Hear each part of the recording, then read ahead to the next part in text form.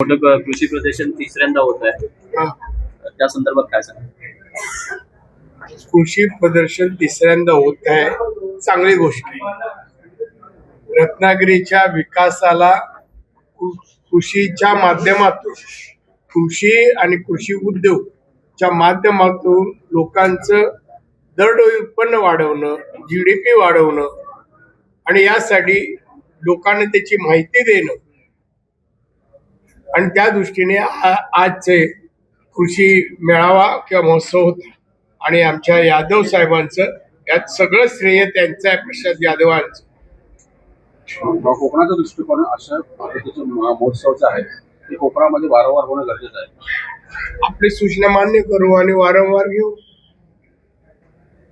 साहेब, निवृत्तीचे संकेत अशी चर्चा आहे राणेंकडून. कोणी दिले आपल्याकडून असं नाही. वाक्य माझं नीट बघ.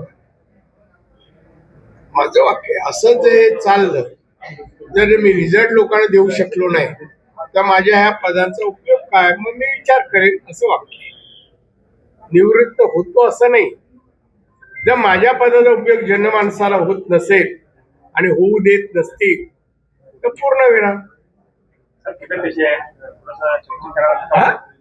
चिक्कार गोळा आल्यासारखं वाटलं होतं, आता तब्येत कशी आहे?